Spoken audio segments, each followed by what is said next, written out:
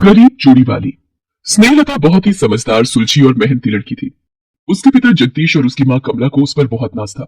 जगदीश एक मणियार था और वो चूड़ियां बनाने का काम करता था, और स्नेहलता अपने पिता से ये काम बहुत दिल लगाकर सीखा करती थी। स्नेहलता, बेटा तू ये चूड़ियों का काम मत किया कर। देख तो तेरे हाथ कितने सख्त हो गए हैं। ये सब मुझे अच्छा लगता है पिताजी। देखो ना, कितने रंगों को कांच में मिलाकर कितना सुंदर चूड़ियों का जोड़ा तैयार होता है। हाँ, ये बात तो तूने बिल्कुल सच कही। ये रंग बिरंगी चूड़ियां बनाने के बाद मुझे भी बहुत सुकून मिलता है। पिताजी, मैं भी चूड़ियां बनाकर बेचा करूंगी। बेटी, ये चूड़ियां तो बनाना सीख ले, लेकिन बेचने वाली बात मत बोल। मैं तेरी शादी ऐसे घर में करूंगा जहाँ तुझे ये सब नहीं करना पड़े। इसी तरह दिन निकलते हैं और स्नेहलता की उम्र शादी के लायक हो जाती है। एक दिन जगदीश के बचपन का दोस्त नथुलाल उसकी दुकान पर आता है। वो भी पेशे से मणियार होता है। अरे भाई जगदीश, कैसे हो? कैसा चल रहा है काम धंधा?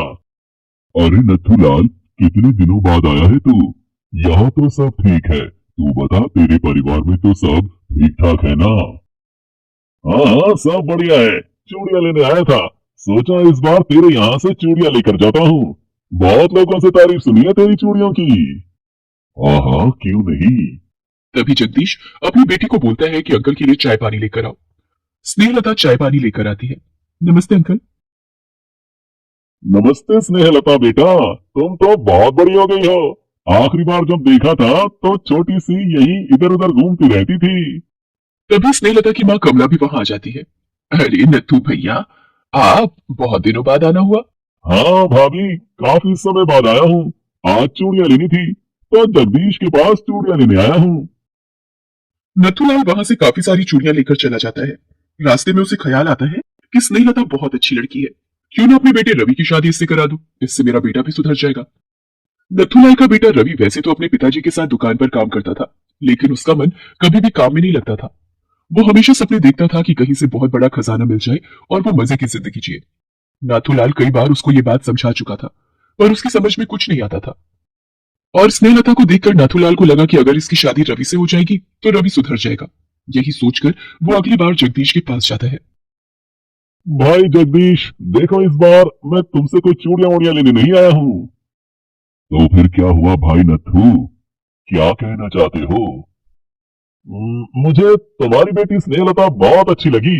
मैं अपने बेटे रवि के लिए उसका हाथ मांगने आया हूँ। अरे, ये तो बहुत अच्छी बात है। तुम्हारा बेटा क्या करता है?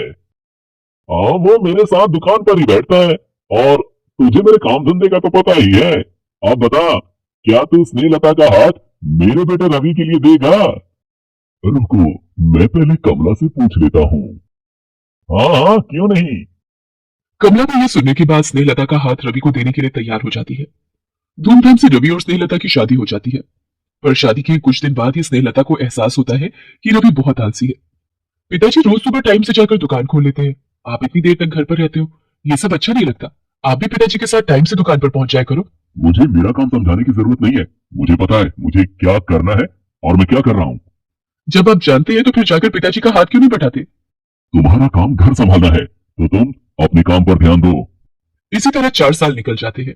स्नेहलता 2 बच्चों की मां बन जाती है, पर रवि के स्वभाव में कोई फर्क नहीं पड़ता। और एक दिन स्नेहलता के ससुर नथुलाल को दिल का दौरा पड़ता है और वो गुजर जाते हैं।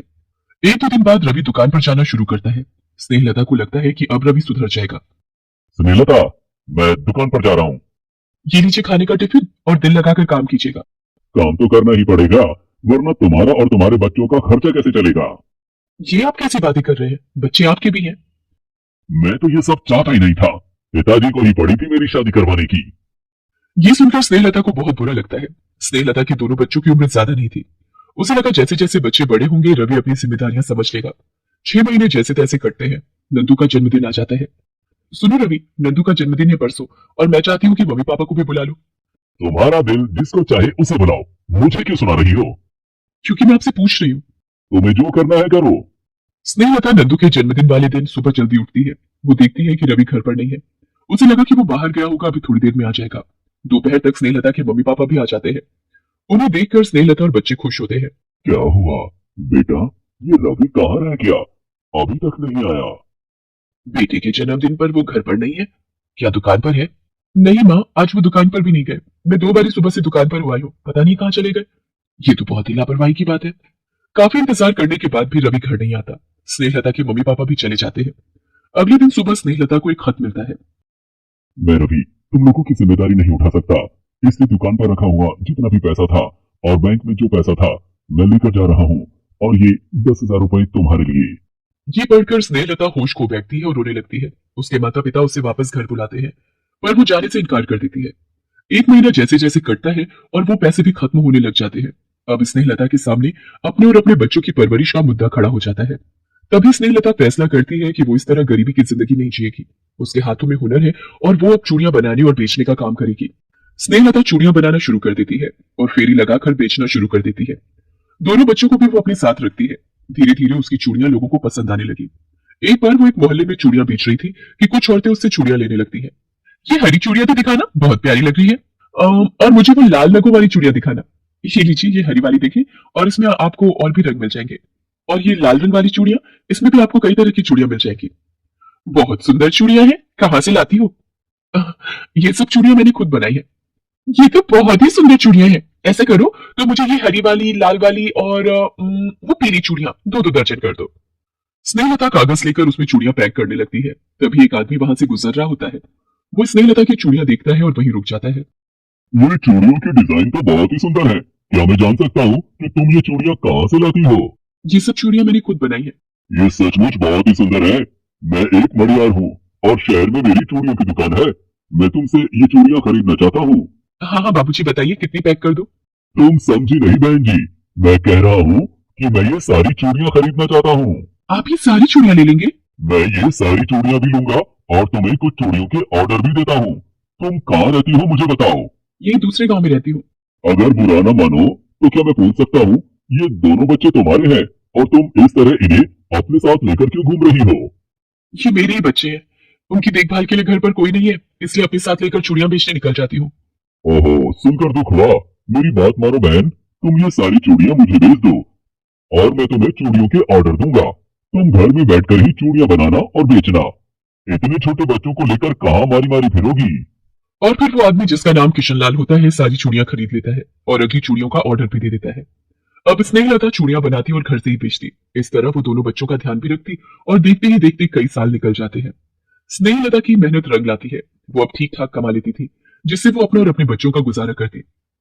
मामा, आज खाने में कुछ अच्छा बनाओ ना। बता मेरी बिटिया को क्या खाना है? माँ, आज खीर पूरी बनाओ ना। मुझे भी खीर पूरी खानी है। ठीक है, आज मैं अपने बच्चों के लिए खीर पूरी बनाती हूँ।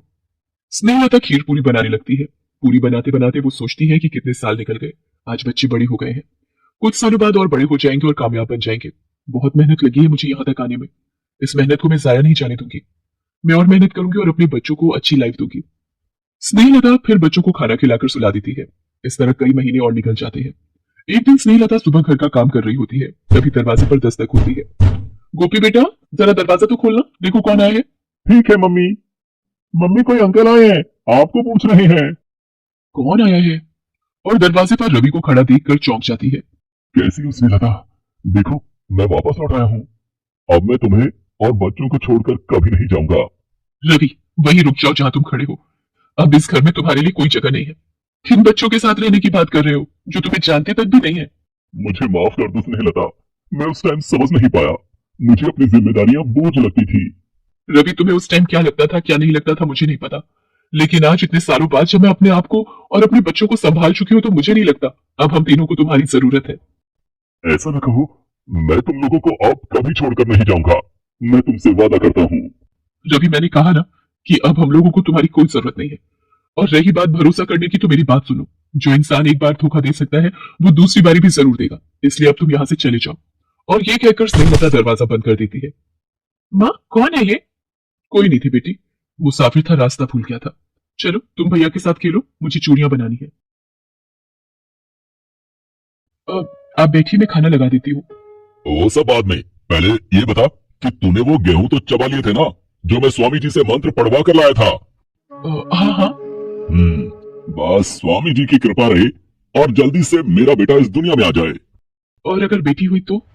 नहीं, ऐसा कभी नहीं होगा। मैंने स्वामी से कहकर खास मंत्र इसीलिए तो पढ़वाया था ताकि मेरे घर बेटा ही पैदा हो। चाहे जो हो जाए, बेटी नहीं होनी चाहिए बस।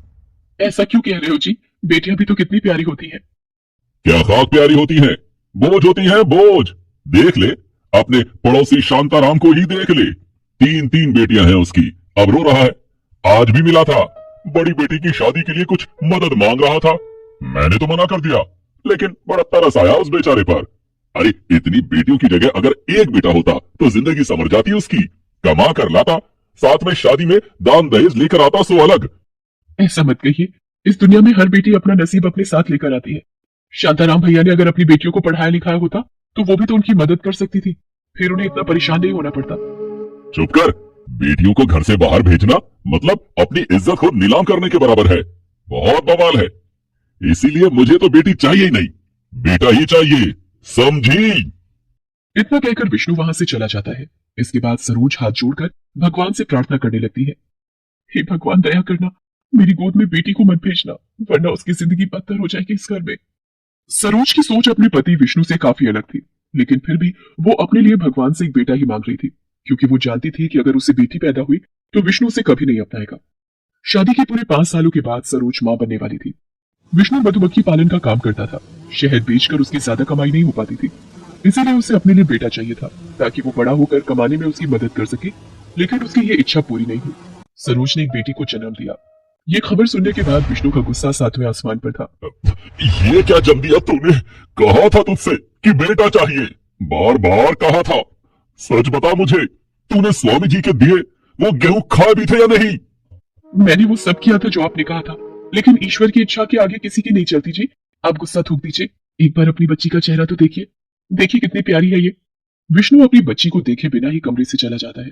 सरोज को अपनी बेटी के लिए बहुत बुरा लगा था। ना मेरी बच्ची, ऐसे रोते नहीं, तू देखना, एक दिन तेरे बाबा तुझे बहुत प्यार करेंगे। मुझे विश्वास है कि तेरे नसीब से सब कुछ अच्छा हो जाएगा। सरोज ने उम्मीद नहीं छोड़ी थी। उसने बड़े ही प्यार से अपनी बच्ची का नाम रिंकी रखा और उसे अकेले ही संभालने लगी। वक्त बीता, लेकिन विष्णु टस से मस नहीं हुआ। उसने कभी भी अपनी बच्ची की तरफ प्यार से नहीं देखा, बल्कि वो तो उसे अपने घर में भी नहीं रखना चाहता था। हाँ काकी, ले जाओ इसे, अपने साथ रखो, तुम्हारी सेवा पानी कर दिया करेगी, बदले में तुम इसे खिला पिला देना। नहीं नहीं बाबा, मुझे कहीं मत भेजो, मैं आपकी और माँ के साथ रहना चाहती हूँ। तेरे चाहने से क्या होता है, इस घर में वही होता है जो मैं चाहता हूँ। ए सरोज, जो भी सामान है इसका बांध दे, कल जाएगी ये काकी के साथ। सरोज भी विष्णु को समझाने की बहुत कोशिश करती है, लेकिन विष्णु तो फैसला कर चुका था। उसे हर हालत में रिंकी से छुटकारा चाहिए था। उसने कभी रिंकी को अपनी औलाद की तरह नहीं देखा, वो तो बस उसके लिए एक बोझ थी। अगले दिन जब विष्णु की काकी जाने लगी तो रिंकी ठीक उसी वक्त घर से गायब हो गई। रिंकी का काफी इंतजार हुआ, फिर हार मानकर विष्णु की काकी रिंकी को बिना लिए ही वहां से चली गई। रिंकी घर के पीछे ही छिपकर बैठी थी। उसने जब काकी को जाते देखा तो चुपचाप बाहर निकली, लेकिन इस सब में गलती से वो उस बॉक्स से टकरा गई जिसमें काफी सारी मधुमक्खियां थी। वो बॉक्स जमीन पर गिर गया और सारी मधुमक्खियां इधर उधर उड़ने लगी।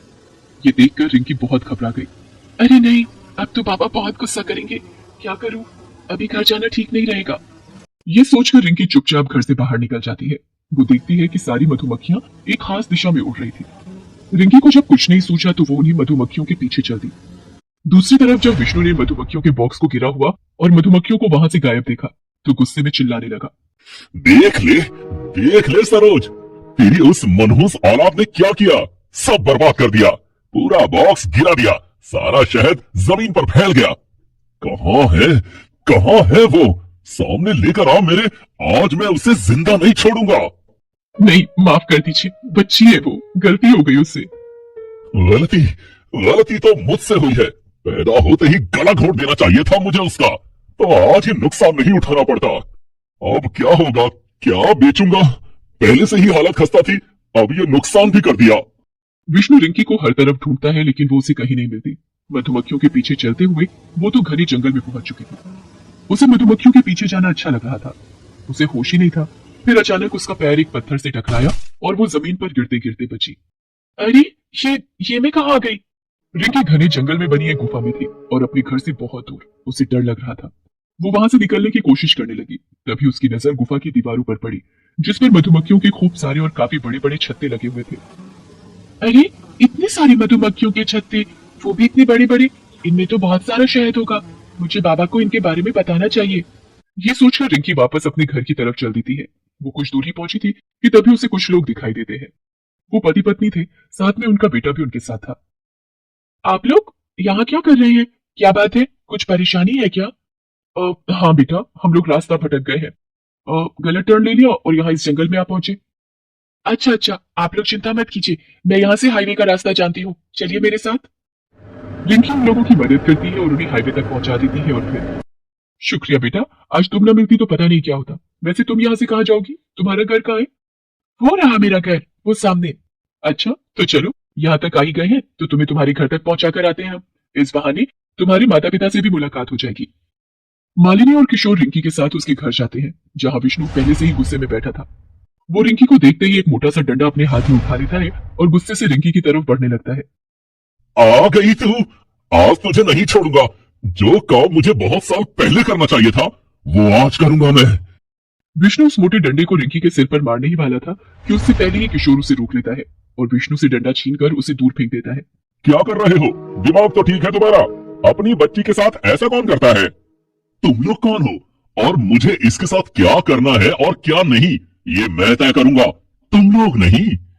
नहीं, तुम भले ही इसके बाप हो लेकिन फिर भी तुम इसे इस तरह से नहीं मार सकते, समझे? रुको तुम, मैं अभी पुलिस को बुलाती हूँ, अब वही तुम्हें समझाएगी कि तुम क्या कर सकते हो और क्या नहीं।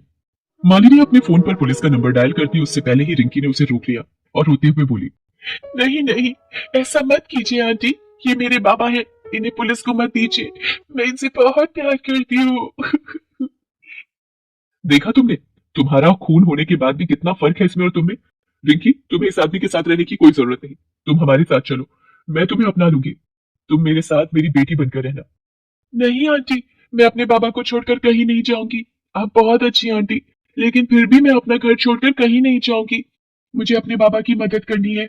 बाबा, मैंने जंगल में एक बड़ी सी गुफा देखी है जिसमें बहुत सारे मधुमक्खियों के छत्ते हैं, वहां इतना शहद है कि हम उसे बेचकर खूब पैसे कमा सकते हैं, फिर हमारी सारी मुश्किलें दूर हो जाएंगी। बाबा चलिए, मैं आपको वहां लेकर चलती हूँ।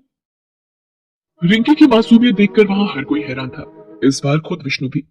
जिस बेटी को वो कुछ देर पहले जान से मारना चाहता था, वो एक बेटा बनकर उसका प्यार पाने के लिए हर पल कोशिश कर रही थी। विष्णु और सरोज रिंकी के साथ उस गुफा में गए। वहां का नजारा देखकर विष्णु की आंखों से आंसू बहने लगे। तूने सही कहा था सरोज, मेरी बेटी कोई बोझ नहीं है, वो तो बड़ी नसीब वाली है, तभी तो शहद का ये भंडार इसे मिला। काश ये सब मैं पहले समझ पाता। इतना कहकर विष्णु ने पहली बार रिंकी को अपने गले से लगा लिया। रिंकी को यह सब बहुत अच्छा लग रहा था, लेकिन सबसे ज्यादा खुश सरोज थी। आखिरकार रिंकी के नसीब के साथ साथ उसके भरोसे की भी तो जीत हुई थी। Please subscribe this channel.